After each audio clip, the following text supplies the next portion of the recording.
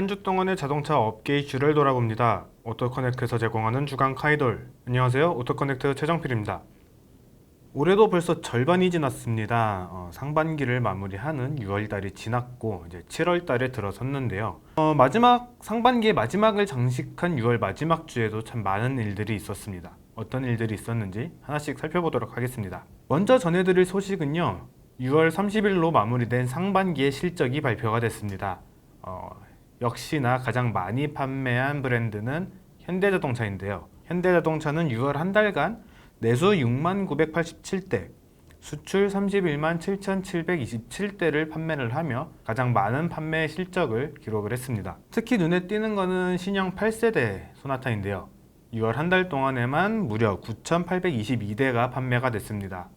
출시 당시에 여러 가지 이슈가 있으면서 상당히 걱정이 됐던 모델인데 판매량으로 그 걱정을 말끔히 씻어주는 모습을 보여주고 있습니다. 앵그리버드를 닮은 이 소위 삼각대로 불렸던 신형 아반떼도 6월 한 달 동안 5,654대가 판매가 됐습니다. 나름 선방하는 셈이죠. 이와 함께 최근 지속적으로 높은 인기를 끌고 있는 SUV 라인업 역시 좋은 성적을 보여줬습니다. SUV 라인업에서는 산타페가 8,192대가 판매가 되며 SUV 라인업 최다 판매 모델로 등극을 했고요. 대형 SUV인 팰리세이드 역시 3,127대가 판매가 되며 좋은 인기를 유지를 하고 있습니다. 현대자동차의 뒤를 이은 것은 기아자동차입니다. 기아자동차의 6월 내수 판매는 42,405대, 수출은 19만 3,824대를 기록을 했습니다. 기아자동차는요, 패밀리 밴 모델인 카니발이 15개월 연속 회사 판매 1위 모델을 차지를 했습니다. 카니발의 6월 판매량은 5,909대로 여전히 월 평균 5,000대 이상이라는 엄청난 판매고를 올리고 있습니다. RV 모델로는 소렌토가 4,281대가 판매가 됐고요. 모닝은 3,502대가 판매가 됐습니다. 세단 라인업에선 최근 신형 모델로 돌아온 K7이 판매량 1위를 차지했습니다. 6월 한 달 동안 판매된 대수는 4,284대인데요. 7월부터 본격적으로 판매될 K7 프리미어가 과연 판매량에 어떤 영향을 미칠지 좀 두고 봐야겠습니다. SUV명가 쌍용 자동차가 현대차와 기아차에 이어서 국내 판매 3위를 기록을 했습니다. 쌍용차의 6월 내수 판매는 8,219대, 수출 판매는 1,940대인데요. 판매를 이끈 모델은 가장 최근에 신모델을 출시한 티볼리입니다. 6월 초에 새롭게 출시한 베리뉴 티볼리가 한 달 동안 2,378대를 기록을 했고요. 아직 기반은 예전 모델이지만 티볼리의 파생 모델인 티볼리 에어가 562대가 판매가 됐습니다. 렉스턴 스포츠도 여전한 인기를 증명했습니다.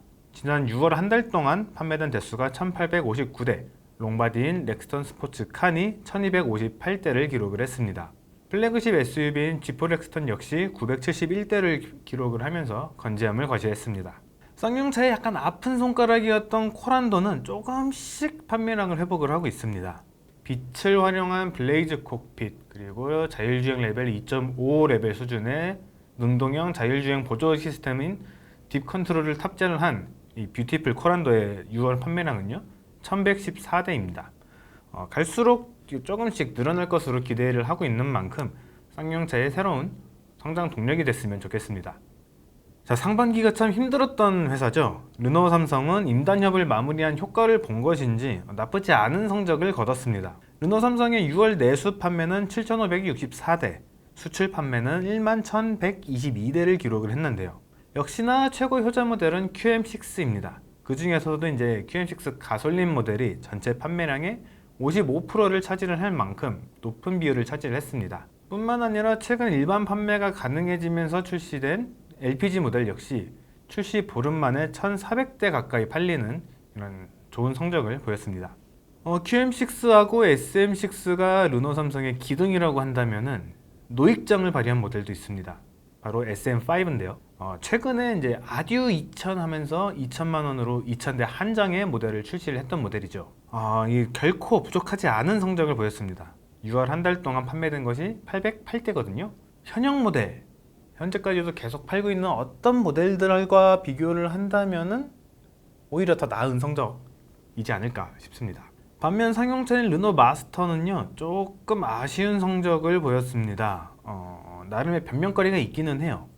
르노 마스터의 6월 총 판매량은 279대입니다. 이 중에서 앞서 출시된 벤 모델의 판매량은 102대, 최근에 출시한 마스터 버스는 177대가 판매가 됐는데요. 르노 삼성의 설명에 따르면 지금 아직 출고가 되지 않고 대기하고 있는 고객이 상당히 많다고 합니다. 이 물량이 해소가 되면은 조금 더 좋은 성적을 기대할 수 있을 것이라고 이야기를 하고 있으니 7월 혹은 8월쯤에 마스터의 판매량을 다시 한번 지켜봐야 될 것 같습니다. 자, 반면에 한국 GM은 마지막까지도 안쓰러운 성적을 보였습니다. 6월 한 달 동안 내수 판매는 5,788대, 수출 판매는 36,451대입니다. 내수 판매만 따지면은 아까 현대차의 아반떼가 5,654대였거든요. 별 차이가 안 나네. 내수 판매보다는 수출 판매로 버틴 셈입니다. 이번에도 판매 실적을 이끈 거는 경차 모델인 스파크입니다. 스파크의 6월 한 달 판매량은 2,567대고요. 회사의 대표 세단으로 자리 잡은 말리부가 1,183대가 판매된 것과 비교를 한다면 무려 2배가 판매가 된 셈입니다. 지난해까지만 해도 쉐보레의 구원투수로 활약을 할 수 있을 것이다 라고 기대했던 이쿼녹스는 231대가 판매되는 데 그쳤습니다. 신모델이 좀 절실하겠네요. 상반기 결산에서는 지금 말씀드린 순서와는 조금 다른 순위를 보였습니다. 상반기 전체로 본다면 현대자동차가 내수 38만 4,113대, 기아차가 24만 2,870대, 한국 GM이 6만 5,598대, 쌍용자동차가 5만 5,950대, 르노삼성이 3만 6,506대를 판매를 했습니다. 하반기에는 한 단계 올라가려는 쌍용자동차와 자리를 지키려는 한국 GM의 치열한 경쟁이 예상이 되네요. 자, 다음 소식은요. 하반기 시장 공략을 노리고 출시된 여러 신차들의 소식입니다. 먼저 알려드릴 것은 랜드로버의 이버크입니다. 무려 8년 만에 2세대 모델로 완전 변경돼서 돌아왔는데요. 조금 독특한 면이 있습니다. 바로 디젤 엔진에 마일드 하이브리드 시스템을 탑재를 했다는 거죠. 신형 이보크는요, 2개의 엔진을 활용을 해서 총 3개의 모델이 출시가 됩니다. 엔진은 2.0L 4기통 터보 디젤 엔진과 2.0L 4기통 가솔린 엔진이 탑재가 되고요. 모델은 디젤 모델에서 150마력을 발휘하는 D150 모델과 180마력을 발휘하는 D180 모델, 그리고 가솔린 엔진을 탑재한 P250 모델, 이렇게 3가지가 출시가 됩니다. 디젤 모델은요, 여기에 48V 배터리를 이용을 하는 마일드 하이브리드 시스템이 탑재가 됐습니다. 마일드 하이브리드 시스템이라고 하면은 뭐라 그래야 될까요? 정말로 살살 도와준다는 뜻이에요. 적극적으로 힘을 발휘를 하는 것이 아니라 출력을 보조하고 차의 시스템을 운영을 하는데 도와주는 형태다 라고 이해를 하시면 쉬울 것 같습니다. 자, 가솔린 모델 같은 경우에는 최고 출력 249마력을 발휘를 한다고 합니다. 파워트레인만 바뀐 것은 아니고요. 2년 전에 출시됐던 랜드로버의 벨라의 디자인을 상당히 많이 따라갔다고 합니다. 실내의 경우에는 2개의 10인치 듀얼 스크린이 장착된 인컨트롤 터치 프로 듀얼 인포테인먼트 시스템이라는 것이 적용이 됐다고 합니다.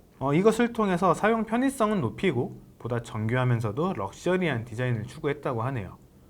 이외에도 랜드로버의 상징과도 같은 턴앤 리스폰스, 전자동 지형 반응 시스템을 비롯해서 어댑티브 크루즈 컨트롤과 카메라가 사각지대를 비춰서 직접 보는 것과 같은 효과를 주는 클리어 사이드 뷰라는 기능이 적용이 됐다고 합니다. 저희도 조만간 시승이 예정되어 있어요. 저희도 시승을 해보고 보다 자세한 설명을 드릴 수 있도록 하겠습니다.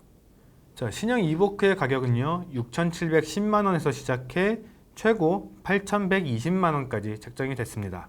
두 번째 신차는요, 최근 수입차 시장에서 계속해서 승승장구하고 있는 브랜드 볼보의 이야기입니다.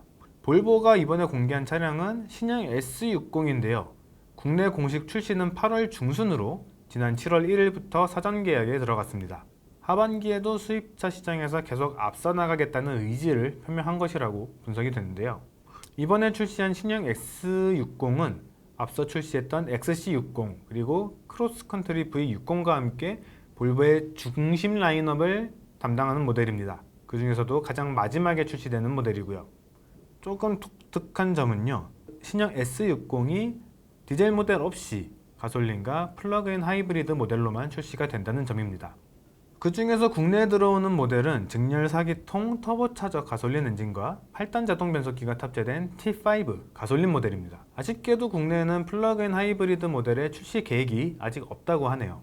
신형 S60의 최고 출력은 254마력, 최대 토크는 35.7kg 포스미터를 발휘한다고 합니다. 이게 미국 사이트에 들어가 보면은 250마력을 발휘를 한다고 하는데 HP, 홀스파워와 PS 이 두 개의 단위의 차이가 조금 있어요. 단위를 환산을 해보면은 동일한 마력이니까 오해는 없으셨으면 좋겠습니다. 국내에 판매되는 모든 신형 S60은 미국에 있는 공장에서 생산이 된다고 합니다. 플러그십 모델인 S90를 꼭 빼닮은 신형 S60의 판매 가격은요, 모멘텀 트림 4,760만원, 인스크립션 트림 5,360만원이라고 하네요.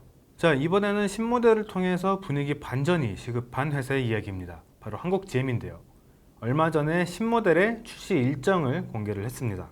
그 주인공은 바로 미국 시장에서 지난해만 14만 대가 판매된 중형 픽업 트럭인 콜로라도입니다. 콜로라도는 아메리칸 픽업 라이프 스타일에 최적화된 모델이라는 것이 쉐보레의 설명입니다. 적재함에 오르는 것을 도와주는 발판과 적재함에 있는 화물을 쉽게 옮길 수 있도록 도와주는 코너 스텝, 적재함의 문을 부드럽고 살살 열 수 있도록 도와주는 이지 리프트까지 픽업 트럭의 노하우를 모두 담았다고 하는데요. 문제는 이게 아메리칸 픽업 라이프 스타일이라는 거죠. 우리나라에서 픽업이 어울리나? 물론 우리나라에도 픽업 모델이 있기는 한데 걱정은 되네요. 자, 가격을 비롯한 상세한 정보는요, 8월 달에 공식 출시를 하면서 공개를 할 예정이라고 합니다. 가격이라든지 설정하는 데 있어서 우리나라 소비자들의 의견을 좀 적극적으로 듣고 반영을 했으면 좋겠다라는 생각이 드네요. 다음 소식은요, 스포츠카 브랜드 포르쉐 이야기입니다. 포르쉐의 첫 전기차인 타이칸의 공개 일정이 확정이 됐기 때문인데요. 스포츠카로서 상당히 자부심이 높은 회사이기 때문에 이들의 전기차인 타이칸이 어떤 매력을 갖고 있을지 상당히 기대가 되는 게 사실입니다. 타이칸이 최초로 공개된 곳은 바로 중국의 상하이입니다. 타이칸을 위해서 3주 동안 세계 대륙을 돌아다니는 포르쉐 트리플 데모 런이라는 행사를 하고 있는데요. 그 첫 번째 지역이 바로 상하이에 위치한 포르쉐 익스피리언스 센터라고 합니다. 이후에는 바로 지금 이 순간에 개최되고 있을 영국의 구드드 페스티벌 오브 스피드에서 진행이 되고요. 바로 다음 주에 미국에서 개최되는 포뮬러 2 챔피언십에서 공개를 할 예정이라고 합니다. 만약에 타이칸을 보고 싶으시다면은 지금 당장 뉴욕행 티켓을 끊으세요. 마지막 일정인 포뮬러 2 챔피언십은 7월 13일부터 14일까지 개최가 되기 때문입니다. 이번엔 조금 다른 얘기로 돌아와서요, 우리나라에서도 드디어 이 포뮬러 2가 개최되는 것이 확정이 됐는데 걱정이 참 많아요. 일단 우리나라는 모터스포츠의 불모지라고도 불리는 나라입니다. 굉장히 많은 시도를 하고 있고 많은 분들이 노력하고 계시지만 아직까지는 우리나라 모터스포츠에 대한 인식과 기반이 많이 부족하기 때문인데요. 뿐만 아니라 우리나라에서는 세계 최대 모터스포츠인 포뮬러 1을 보기 좋게 놓친 전과도 있습니다. 그래서 우리나라에서 전기차 레이스인 포뮬러 2가 개최된다고 했을 때 되게 반신반의하는 사람들이 많았어요. 디지털 토탈 솔루션을 제공하는 글로벌 기업 ABB는 지난 2일 2020년에 개최될 포뮬러 2 서울 그랑프리를 공식적으로 알리는 기자간담회를 개최를 했습니다. ABB는요, 2018년부터 포뮬러 2의 스폰서 타이틀을 맡고 있는 기업이기도 합니다. 서울 그랑프리가 개최되는 곳은 잠실 종합운동장 인근으로 발표가 됐습니다. 처음에는 광화문 인근에서 개최가 될 것이다, 그러면 굉장히 멋진 그림이 나올 것이다, 이런 기대감이 있었던 반면에 광화문의 그 울퉁불퉁한 길과 이 엄청난 트래픽, 이것을 어떻게 감당할 것이냐라는 이야기도 있었는데요. 서울시와의 협의를 통해서 최종적으로 선정한 곳이 바로 잠실 종합운동장이라고 합니다. 이번에 확정된 지역에서 진행이 된다고 한다면은 광화문만큼의 걱정은 하지 않아도 되지 않을까 싶습니다. 그런데 진짜 문제는 이 개최되는 지역이 아니다 라는 의견이 굉장히 많습니다. 바로 ABB가 밝힌 내용 때문인데요. ABB 측은 포뮬러 2의 기대 효과로 한류 문화와 K-팝을 연계한 관광 산업의 확대, 전기차 관련한 고용 창출과 경쟁력 강화, 서울과 평양 동시 개최로 통일 한국의 고속도로가 되겠다는 포부까지 밝혔습니다.